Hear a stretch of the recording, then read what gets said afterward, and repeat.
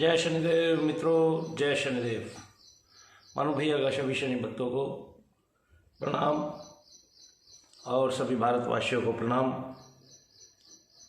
कल एक विषय के ऊपर हमने चर्चा की थी, देव तत्व के ऊपर। फिर भी आज उसको थोड़ा विस्तार से बता देते हैं। देवता दो प्रकार के होते हैं, एक स्वाभाविक होते हैं जिनको अजान देवता भी बोलते हैं, और दूसरे कर्मजन्य देवता होते हैं। कर्मजन्य जो देवता होते हैं वे पृथ्वी लोक पर आते हैं और पृथ्वी लोक पर ही तैयार होते हैं। स्वाभाविक देवता के बारे में फिर से कहेंगे। कर्म देवता वे हैं जो मनुष्य योनि में थे और बाद में अति पुरुषार्थ करने के कारण और पुण्य कर्म की उनके साथ अतिशयता होने के कारण उन्हें देवत्व प्राप्त हुआ। इसमें दानी लोग भी आ जाते हैं और जो मानव के हित के लिए निरंतर कार्य करते हैं वो देवता भी इसमें आते हैं।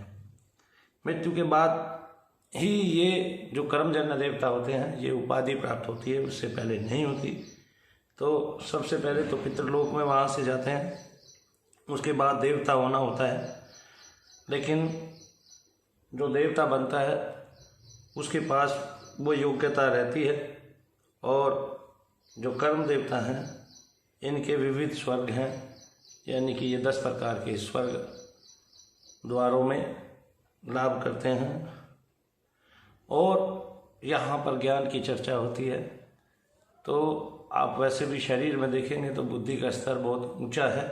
आपके शरीर में जहाँ पे बुद्धि स्थिर होती है ब्रह्मरंध्र के पास, तो वहाँ पे बुद्धि का स्तर बहुत ऊंचा रहता है। तो पूरे शरीर में जो है वो ज्ञान सबसे ऊपर है और ज्ञान से ही ईश्वर की प्राप्ति होती है। और परा अपरा सिद्धि के बारे में मैं आपको बताऊंगा, तो फिर वे सिद्धियां सबसे ऊपर होती हैं जो ज्ञान मार्ग को प्रदर्शित करती हैं। जैसे जैसे जो कर्मजन्य देवता होते हैं वो भोग भोगते रहते हैं, और जैसे जैसे उनका भोग क्षय होता है वे उस समय जिस जिस लोक में होते हैं, जिस जिस स्वर्ग लोक में होते हैं, सत्यलोक में होते हैं, वहीं से फिर मृत्यु लोक में आकर जन्म लेते हैं दोबारा। और फिर जब इनका भोग काल समाप्त हो जाता है और शरीर पर उनके अक्लान पसीना आता है और मालाएं उनकी सूख जाती हैं और इस तरह बहुत सारे लक्षण उनको प्रकट होने लगते हैं, तब वापस उनका पृथ्वी लोक में आना होता है। एक और भी कोटि के देवता हैं जो अजान हैं, जो स्वाभाविक है। इनमें भी कर्म देवताओं के स्वाभाविक लक्षण भी होते हैं, लेकिन हाँ इनका अपने स्थान से पतन नहीं होता है, इनका अवतरण जरूर होता है। ये अपने अंशों के साथ पृथ्वी लोक पर प्रकट होते हैं और फिर अब वापस अपने ऊर्ध्व लोक में चले जाते हैं कार्य करके और उन्नत स्थानों में जाते हैं।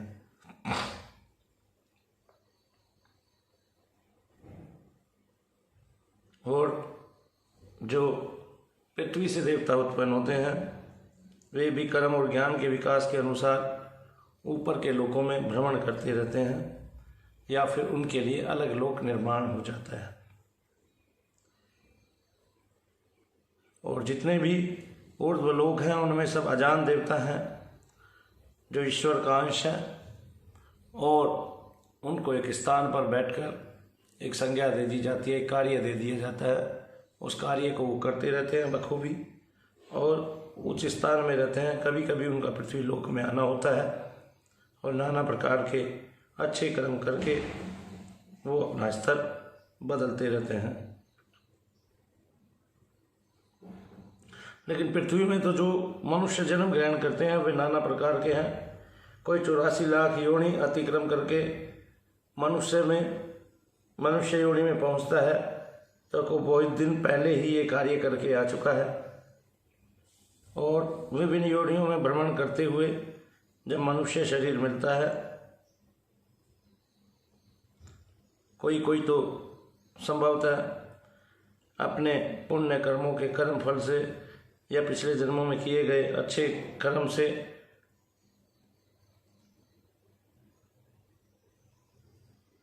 पशु पक्षी आदि होकर और मनुष्य के रूप में जिन्होंने जन्म लिया है, शरीर पाया है, वे पहले भी मनुष्य थे, बीच में पतन होने से पशु पक्षी आदि की योनियों में आए और फिर वापस मनुष्य हुए जब उनका भोग समाप्त हुआ। पहले भी वे मनुष्य ही रूप में थे, तो कोई संभवतः स्वर्ग, नरक या आदि या त्रियक देह धारण न करके मनुष्य जन्म के बाद फिर मनुष्य जन्म प्राप्त कर लेता है अपने पुण्य कर्मों से, बीच की योनियाँ ना धारण करके। तो इसलिए पुण्य कर्म तो करते जाना ही चाहिए, दान आदि कर्म करते जाने ही चाहिए। या शास्त्रों में जो अच्छे कर्म लिखे हैं, पुण्य कर्म लिखे हैं, वे तो सबको करने चाहिए। लेकिन ऐसे मनुष्य भी हैं जो प्रारब्ध यानी कि पिछले कर्म के फल से जन्म ही नहीं लेते, किंतु वे अवतार भी नहीं हैं। वे जन्म तो लेते नहीं हैं लेकिन अवतार भी नहीं लेते। अवश्य ये सारी बातें सत्य हैं। कर्म संस्कार से ही हम जन्म लेते हैं, और जो ऊर्ध्व के अजान देवता हैं, जो देवलोकों से आते हैं, उनके लोक में भी जो उनके साधक जाते हैं, ऐसे मैं शनि का जप करता हूँ, शनि का भजन करता हूँ, तो शनि लोक को प्राप्त होऊंगा। तो जो भी सालोक के सारूप आदि की जो भी अवस्था होगी, उसी के अनुकूल मुझे लाभ मिलेगा और पृथ्वी लोक पर वापस जन्म मिलेगा।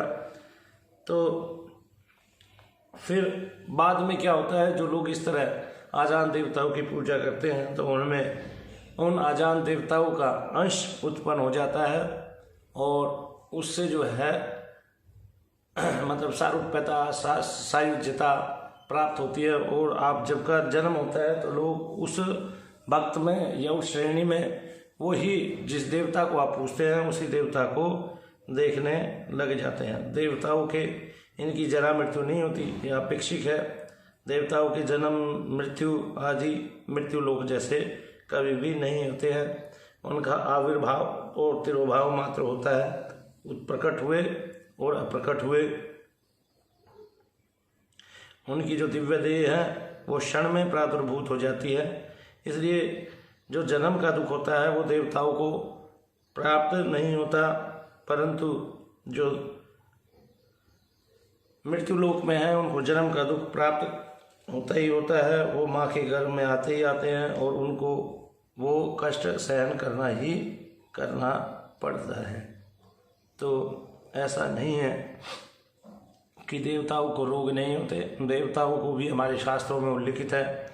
जैसे इंद्र को व्याधि हुई, प्रजापति को वायुजन्य रोग हुआ, और दक्ष के हिसाब से सोम को रोग हुआ। प्रजापति ने नक्षत्रों के राजा सोम को अपनी कन्या का दान किया, किंतु सोम रोहिणी से में आसक्त हुए और इस अमृत व्यवहार के कारण उनको यक्षमा ने उन पर आक्रमण किया। सोम जो राजा है, इसलिए यक्षमा, राज्यक्षमा, इससे सोम जो है सूख गए। बाद में प्रजापति के आदेश से सभी नक्षत्रों के समान आसक्ति होने से सोम उस रोग से मुक्त हुए। और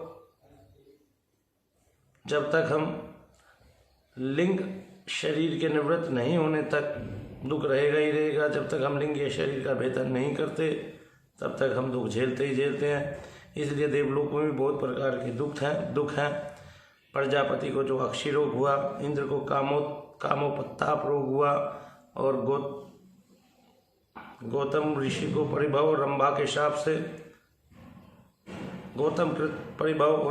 शाप से जो पाषाण भाव, नागों को सर्प सत्रजन्य भय हुआ, और वैष्णव वर्ण का दक्ष के शाप से हस्ती भाव, जरुत्कारु का पितृगण के गर्त का अवलंबन हुआ, और पिशाचों का मंत्र औषधि मंगल प्रयोग वश उद्वासन।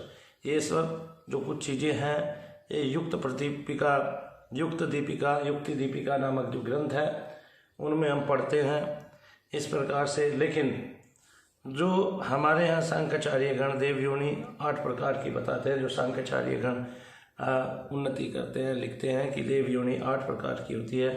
पहली योनि में ब्रह्मा आते हैं, दूसरी में प्रजापति आते हैं, तीसरी में इंद्र और त्रिदश गण आते हैं, चौथी में पितृगण आते हैं। और मैंने बताया भी था पितृगणों का, यानी कि पितृ जो लोग हैं वो काफ़ी ऊपर है। गंधर्व गण आते हैं, नाग गण आते हैं, रक्षोग गण आते हैं और पिशाच गण आते हैं। तो देव योनि में पिशाचों की और रक्षोगणों की, नाग गणों की, गंधर्व गणों की और पितृगणों की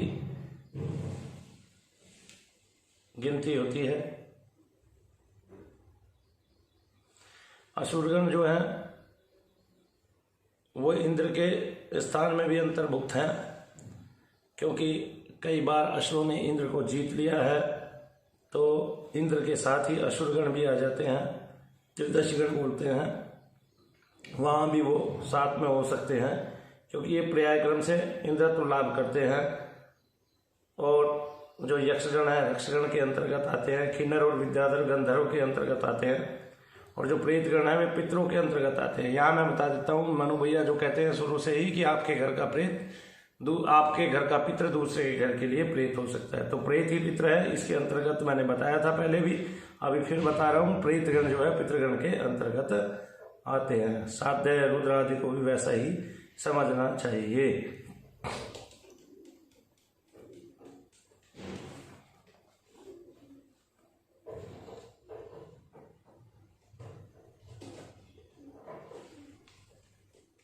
तो मैंने बताया भी कि कोई भी पितृलोक में चूंकि असंख्य जीव होते हैं और सभी को वहाँ जाना ही जाना पड़ता है, वहाँ सबकी परीक्षा होती है और तैयारी होती है, ठीक है, और सब वहाँ पहुँचते ही पहुँचते हैं। वहीं से सब लोगों का स्वर्ग और नरक का रास्ता खुलता है। जब वहीं से हम स्वर्ग और नरक का रास्ता खुलता है और वहाँ जो आप विल करते हैं, जैसे इच्छा करते हैं, इच्छा अगर आपकी अच्छी होती है तो स्वर्ग का रास्ता खुलता है, और इच्छाओं में आसक्तियाँ होती हैं, इच्छाओं में आपके जो है काम भाव आदि होता है, तो आपका नीचे का रास्ता खुल जाता है। तो वहीं से स्वर्ग और नरक का गणना होती है। कोई कुछ ही सप्ताह इस योनि में रहता है पितृयोनि में, कोई बहुत लंबे समय तक पितृयोनि में रह सकता है, और कोई कुछ वर्ष भी पितृयोनि में रह सकता है, लेकिन यहाँ पर 30 साल से अधिक कोई भी नहीं रहता है। तो जो पितृयोनि की जो संख्या है या प्रेत योनि की जो संख्या है वो 30 साल से अधिक नहीं होती है, और 30 साल होते भी बहुत है। अब यहीं से आप लगाइए कि बहुत सारे प्रेत जो है वो ये कहते हैं कि ये 250 साल का है, ये 500 साल का है, ये 700 साल का है। अगर ये 250 साल के, 500 साल के और 700 साल के होते तो ये बताइए 700 साल पुरानी बातें नहीं बता देते। इनको किसी को एक बात भी नहीं पता है, कोई एक बात भी नहीं पता है, जो रट लिया है, रटा लिया है, वही बातें ये लोग जानते हैं। तो इस तरह से वही बोलते हैं, जो घर में देखते हैं वही बोलते हैं, वही बताते हैं। तो लोग कहते हैं कि 250 साल पुराना, 500 साल पुराना, 700 साल पुराना, और इस जर्जर अवस्था में भी ये रहते हैं। मैं मानता हूँ इनके कपड़े फट जाते हैं, कोई जो है पितृ लोक में तो 30 साल से ऊपर नहीं रह सकते, लेकिन प्रेत योनि में हम काफ़ी लंबे समय तक रह सकते हैं, लेकिन वो रहने का समय जो है वो 100 साल से नीचे नीचे का होता है, ना कि 250, 500, 700 साल। अगर कोई प्रेत इतना विस्तार से बता सकता है, लेकिन किसी किसी के बारे में ये हो सकता है। जैसे एक बच्चा प्रेत था, उसका एक बार गीता प्रेस गोरखपुर में जो है ना अर्चन था, वो 100 साल से किसी के घर में बैठा था, तो 100 साल तक की सारी घटनाएं, उसने गांव में कितने लोगों का जन्म हुआ, कौन कौन रहता था, कैसे कैसे रहता था, उसके कितने बच्चे हुए, आगे उसके कितने बच्चे हुए, इस तरह वो प्रेत बता देता था, जबकि वो बच्चा प्रेत था। बच्चा प्रेत का मतलब यह है कि जो जिस आयु में मरता है वो उसी आयु में प्रेत योनि भोगता है। मान लिया वो 2 साल तक का है और अभी उसने बोलना नहीं सीखा, तो वो कभी बोल नहीं पाएगा। लेकिन आजकल तो क्या है, आजकल तो कोई भी आदमी अपनी मनमानी करके ये बता देता है कि भाई वो 2 साल का था और पिछले 50 साल से तुम्हारी पत्नी के साथ बलात्कार कर रहा है और उसको 60 साल हो गए तुम्हारे परिवार में रहते रहते।